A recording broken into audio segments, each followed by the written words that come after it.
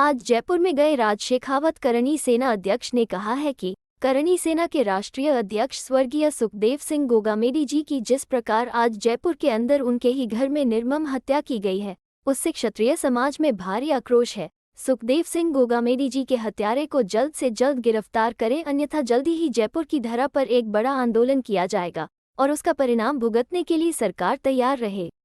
चलिए देखते हैं आगे की रिपोर्ट पीएनजी न्यूज़ के साथ। डॉक्टर राज शेखावत जयपुर पहुंच चुके हैं और इस घटना के बाद कड़े शब्दों में निंदा भी कर रहे हैं और उस गैंग को अल्टीमेटम भी दिया। क्या कहना है डॉक्टर साहब इस घटना?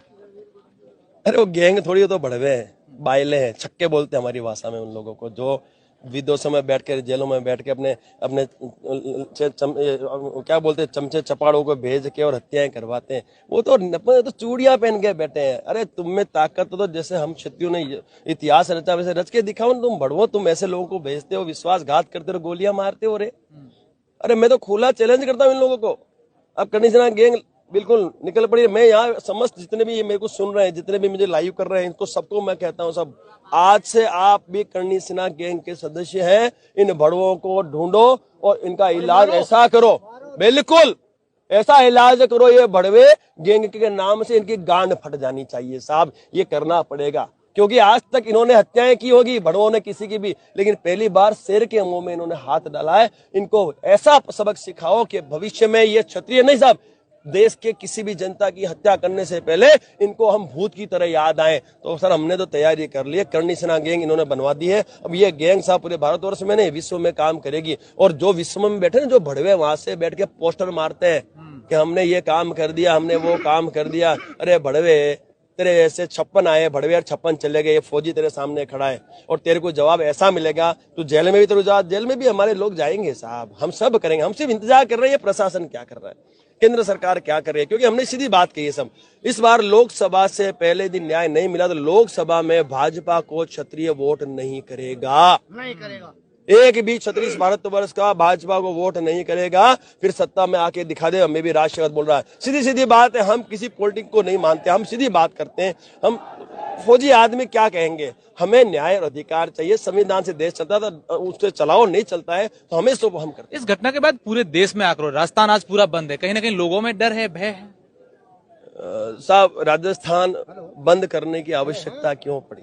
क्योंकि एक हमारी विभूति, हमारा कोहिनूर की निर्ममता से हत्या कर दी गई, तो उसके सम्मान में और एक आक्रोश में राजस्थान हमने बंद किया। तो राजस्थान की तो छोड़ो साहब, पूरे भारतवर्ष जरूरत पड़ी तो बंद कर देंगे। अरे साहब ये तो छोड़ो, ये विधानसभा में जाके घुस जाएंगे रे, कोई ताकत पे रोक ले रे, पुलिस प्रशासन को रोक नहीं सकता हमारे को। हम क्षत्रिय रे, हम जब मैदान में उतरेंगे तो हम बलबलों की मां फाड़ देते हैं। हम मौत से नहीं डरते रे, केस बहुत है हमारे पे, जेलों में 80% हम भी भरे पड़े हैं, लेकिन हम स्वाभिमानी हैं।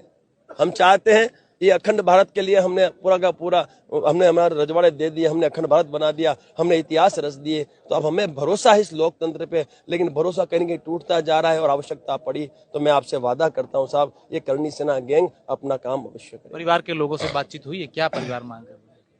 साहब मैं उनकी धर्मपत्नी शीला, मेरी छोटी बहन से मिल के आया हूँ।